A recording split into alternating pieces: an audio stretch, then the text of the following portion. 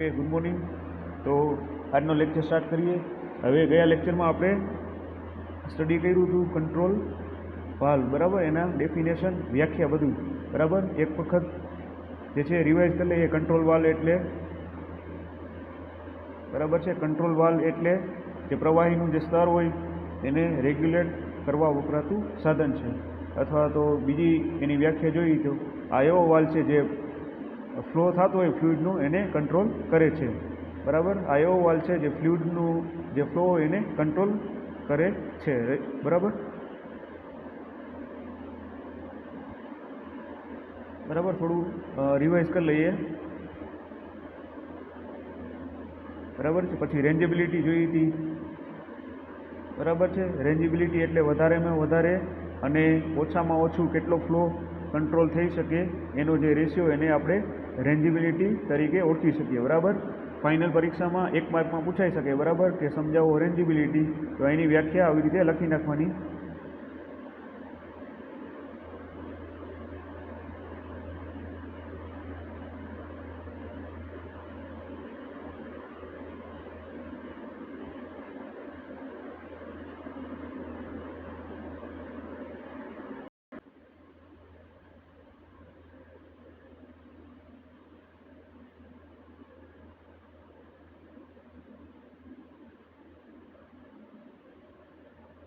બરાબર છે. રેન્જેબિલિટી એટલે વધારેમાં વધારે અને ઓછામાં ઓછું કેટલો ફ્લો કંટ્રોલ કરી શકે એના રેશિયાને રેન્જેબિલિટી કહેવામાં આવે છે, બરાબર. ઓકે, આપણે અત્યારે સ્ટડી કરીએ છીએ પહેલું યુનિટ કે જે મોસ્ટ આઈએમપી છે, 24 માર્ક્સનું છે, બરાબર. તો થોડું રિવિઝન કરી લઈએ જે પ્રીવિયસ લેક્ચરમાં, ગયા લેક્ચરમાં આપણે ભણ્યા હતા, બરાબર, વ્યાખ્યા. તો એ થોડું રિવાઇઝ કરી લઈએ, બરાબર, એક વખત જોઈ લઈએ. તો લિનિયારિટી પણ આપણે ભણ્યા હતા. તો બે પ્રોસેસ વેરિયેબલ વચ્ચે ગ્રાફ જે સ્ટ્રેટ લાઇન એટલે કે સીધી લીટીમાં મળે તો એને લિનિયારિટી કહેવામાં આવે છે, બરાબર. લિનિયારિટી એટલે શું કે બે પ્રોસેસ વેરિયેબલ વચ્ચે જે ગ્રાફ આપણે દોરવામાં આવે એ સીધી લીટીમાં મળે એટલે કે સ્ટ્રેટ લાઇનમાં મળે તો એને લિનિયારિટી કહેવામાં આવે છે, બરાબર. પછી વાલ્વ કેપેસિટી પણ જોઈ હતી. તો વાલ્વ કેપેસિટીની આપણે વ્યાખ્યા પાછું એક વખત રિવાઇઝ કરી લઈએ. તો રૂમ ટેમ્પરેચરે કોઈ પણ જે કંટ્રોલ વાલ્વનું ડિફરન્શિયલ પ્રેશર હોય 1 PSI જેટલું હોય, બરાબર, કે રૂમ ટેમ્પરેચર હોય ત્યારે, બરાબર, કોઈ પણ જે કંટ્રોલ વાલ્વ હોય, બરાબર છે, તો એનું જે ડિફરન્શિયલ પ્રેશર છે એ 1 PSI જેટલું હોય, બરાબર છે.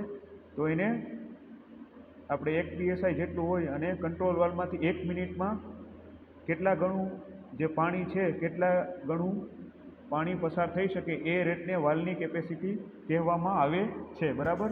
આ કેપેસિટી છે એ વાલ્વના સંદર્ભમાં છે એટલે આપણે આ રીતે લખવાનું રહેશે, બરાબર, કે કોઈ પણ જે રૂમ ટેમ્પરેચરે હોય અને જે કંટ્રોલ વાલ્વ હોય એનું ડિફરન્શિયલ પ્રેશર છે એ 1 PSI જેટલું હોય અને એ જે કંટ્રોલ વાલ્વમાંથી 1 મિનિટમાં કેટલા ગણું પાણી પસાર થાય તો એ રેટને આપણે વાલ્વની કેપેસિટી તરીકે ઓળખી શકીએ.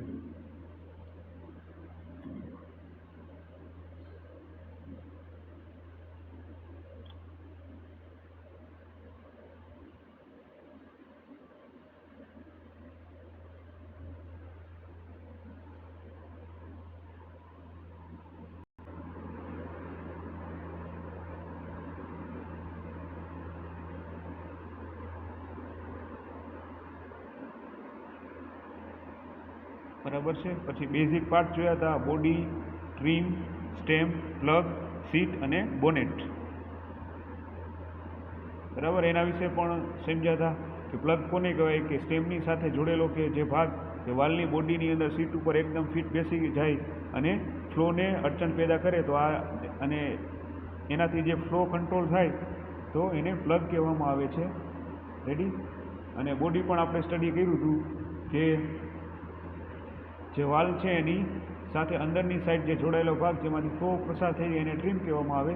પછી વાલ્વની અંદરની ભાગમાં જે ફ્લો ઇનલેટ અને આઉટલેટ થતો હોય એને આપણે બોડી તરીકે ઓળખી શકીએ. પછી સ્ટેમ પણ જોયું હતું કે એક સીધો રેક કે જે બોનેટ એસેમ્બલીમાંથી પસાર થાય અને એક સાઈડ એક્ચ્યુએટર સાથે અને બીજી બાજુ પ્લગ સાથે જોડાયેલો હોય અને લિનિયર અને રોટરી મોશન થતું હોય તો એને સ્ટેમ કહેવામાં આવે છે, બરાબર.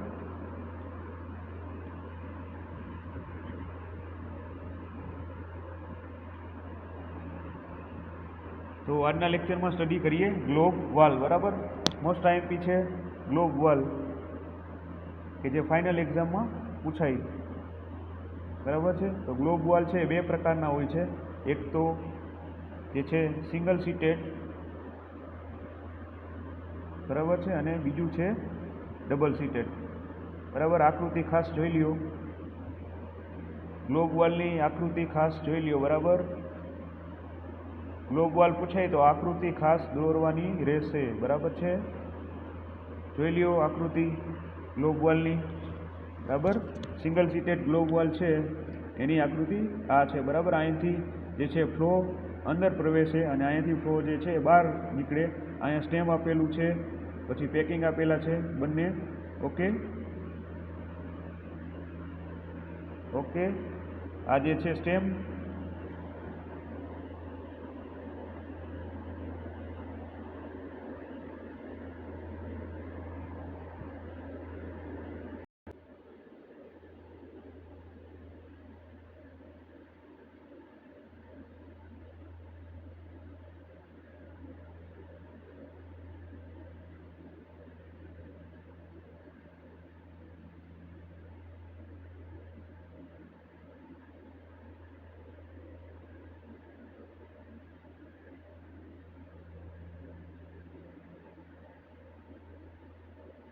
બરાબર. આ જે છે ગ્લોબલ વાલના સિંગલ સીટેડ અને ડબલ સીટેડ, બરાબર. તો સ્ટેપ બાય સ્ટેપ સ્ટડી કરતા જઈએ. તો જે પ્લોટ ગ્લોબ વાલ છે એના સ્ટેપ બાય સ્ટેપ પોઈન્ટ જોતા જઈએ. તો સિંગલ પ્લોટ ગ્લોબ વાલ જે છે એ સિંગલ સીટેડ વાલ તરીકે પણ ઓળખાય છે, અને તે ખૂબ જ સાદી રચના ધરાવે છે. અને તેની રચનામાં જે છે એક સીટ તેમજ એક પ્લગનો સમાવેશ થાય છે, અને ફ્લો પાસ થવાની દિશા પણ એક જ હોય છે, બરાબર. તો સિંગલ પોર્ટ જે ગ્લોબ વાલ છે એ સિંગલ સીટેડ વાલ તરીકે પણ ઓળખાય છે, અને ખૂબ જ સાદી રચના ધરાવે છે. ઓકે, અને એની આ જે રચના છે એમાં એક સીટ અને એક પ્લગનો સમાવેશ થાય છે, અને જે ફ્લો પસાર થતો હોય એની દિશા પણ એક જ હોય છે, બરાબર. આ પોઈન્ટ ક્લિયર, કે જે સિંગલ પોર્ટ ગ્લોબ વાલ હોય એને સિંગલ સીટેડ વાલ તરીકે પણ ઓળખવામાં આવે છે, અને ખૂબ જ સાદી રચના ધરાવે છે. અને એની રચના હોય એમાં એક સીટ અને એક પ્લગનો સમાવેશ થાય છે, અને જે એમાં ફ્લો પાસ થવાની દિશા પણ એક જ હોય છે, બરાબર. નેક્સ્ટ પોઈન્ટ જોઈએ, બીજો પોઈન્ટ. તો વાલનો પ્લગ ખૂબ જ મજબૂત રીતે સીટ ઉપર બેસે છે. આથી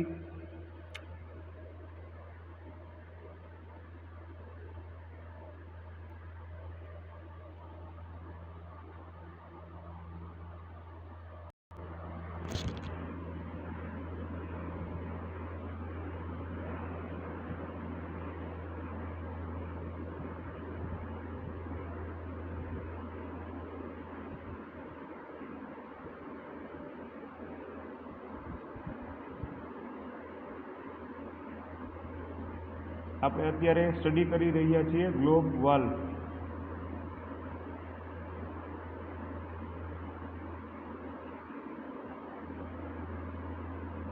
બરાબર છે.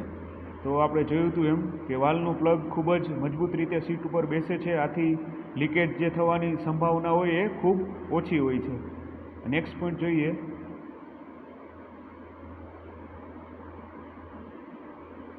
બરાબર.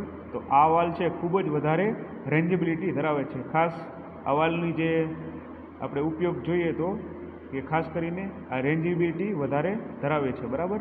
અને આ વાલનો જે પ્લગ છે સિંગલ હોવાથી જે ફ્લોનો ફોર્સ પણ ઉપર વધારે લાગે છે, આથી વધારે મજબૂત એક્ચ્યુએટરની જરૂર રહે છે, બરાબર. નેક્સ્ટ પોઈન્ટ એમાં ને એમાં જોઈએ તો ગ્લોબ વાલનો જે ઉપયોગ છે 2 ઇંચ અથવા તો 2 ઇંચથી ઓછા વ્યાસવાળી લાઇનમાં થાય છે, બરાબર.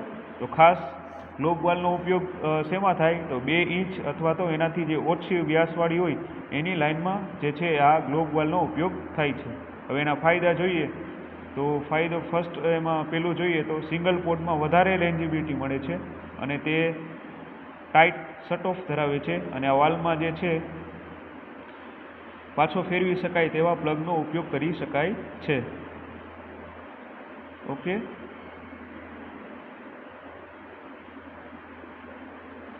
ફાયદા જોઈએ તો સિંગલ પોર્ટમાં વધારે રેન્જેબિલિટી મળે છે અને તે ટાઇટ શટ ઓફ ધરાવે છે. આ વાલ્વમાં જે છે પાછો ફેરવી શકાય તેવા પ્લગનો ઉપયોગ કરી શકાય છે. બરાબર. તો એના ગેરફાયદા પણ જોઈ લઈએ. તો આ વાલ્વમાં છે ઓછું પ્રેશર રિકવર થઈ શકે છે. બરાબર. તો જે પ્રેશર હોય એ આ વાલ્વમાં ઓછું રિકવર થઈ શકે છે, એટલે આ એક થોડોક એના ગેરફાયદો છે. બીજો ગેરફાયદો એમાં જોઈએ તો પ્લગનું અનબેલેન્સ થતું હોવાથી એક્ચ્યુએટર મોટું તથા મજબૂત રાખવું પડે છે. બરાબર. હવે એવી જ રીતે ડબલ સીટેડ ગ્લોબ વાલ્વની આકૃતિ આ છે, જેમાં એક સ્ટેમ આપેલું છે.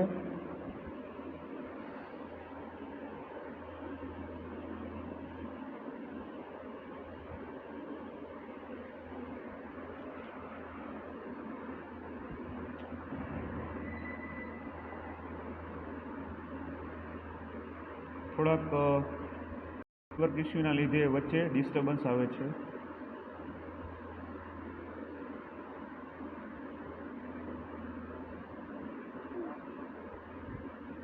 બરાબર છે. આ લેક્ચરનો વિડીયો હું યુટ્યુબમાં પણ અપલોડ કરી દઈશ, એટલે તમે એમાં જોઈ શકો. બરાબર છે. આપણી જે યુટ્યુબની લિંક છે એમાં પણ જે સીસી લેક્ચરના ઓનલાઈન વિડીયો છે એ પણ બધા આમાં હશે, ગ્લોબ વાલ્વને. બરાબર. તો આ ડબલ સીટેડ ગ્લોબ વાલ્વ જોઈએ તો એમાં સ્ટેમ્પ આપેલું છે, પેકિંગ, ફ્લુઇડ ફ્લો અંદર જાય છે અને બહાર નીકળે છે. બરાબર. રેડી. તો એના વિશે સમજતા જઈએ. તો ડબલ પોર્ટ વચ્ચે કોઈ બોલશે નહીં. ડબલ પ્લોટ જે ગ્લોબ વાલ્વ છે એ ડબલ સીટેડ વાલ્વ તરીકે ઓળખાય છે. બરાબર. અને આ વાલ્વમાં 2 પ્લગ અને 2 સીટ હોય છે. બરાબર. સિંગલ પોર્ટમાં એક વાલ્વ હતું, એમાં 1 પ્લગ હતો અને આમાં 2 પ્લગ અને 2 સીટ હોય છે. નેક્સ્ટ પોઈન્ટ જોઈએ તો આ વાલ્વમાં છે પ્લગ ઉપર ફ્લોનો ફોર્સ વધારે વચ્ચે કોઈ બોલશે નહીં, આમાં વચ્ચે ડિસ્ટર્બન્સ થાય છે. બરાબર. એમાં પોઈન્ટ જોઈ લઈએ. આ વાલ્વમાં પ્લગ ઉપર ફ્લોનો જે ફોર્સ છે વધારે લાગે છે. હવે 2 પ્લગ હોવાથી બેલેન્સ જળવાઈ રહે છે અને આ વાલ્વ જે છે ડબલ પોર્ટ હોવાથી બોડીમાંથી 2 ડિરેક્શનમાંથી પાસ થાય છે અને પાછું સિંગલ ડિરેક્શનમાં આવી જાય છે. આ વાલ્વનો ઉપયોગ છે 2 ઇંચની લાઇનથી વધારે કરી શકાય છે. બરાબર. હવે એના ફાયદા જોઈ લઈએ તો આ વાલ્વ છે વધારે લેન્જિબિલિટી ધરાવે છે. બરાબર. સિંગલ પોર્ટ વાલ્વ કરતાં જે ફ્લો કેપેસિટી વધારે ધરાવે છે. નેક્સ્ટ જોઈએ ત્રીજો એનો ફાયદો. સિંગલ પોર્ટ વાલ્વની જે સરખામણીમાં આ ડબલ પોર્ટ વાલ્વ છે એમાં એક્ચ્યુએટરની સાઇઝ નાની હોય છે અને આ વાલ્વમાં જે પાછો ફેરવી શકાય તેવા પ્લગનો ઉપયોગ કરવામાં આવે છે અને આ વાલ્વ જે છે 2 ઇંચની લાઇન કરતાં વધારે સાઇઝમાં વપરાય છે. તો આટલા ફાયદા જે છે એ તમારે યાદ રાખવાના અને પરીક્ષામાં પૂછાય એટલે લખી નાખવાના. બરાબર છે. ગેરફાયદા જોઈએ તો આ વાલ્વ જે છે એમાં લીકેજ થવાની સંભાવના વધારે રહે છે. બરાબર. તો આના એક ગેરફાયદો એ છે કે જે લીકેજ થવાની સંભાવના છે એ વધારે રહેતી હોય છે. બરાબર. અને આ વાલ્વ છે એ ડિફરન્શિયલ પ્રેશરથી વધારે હોય છે.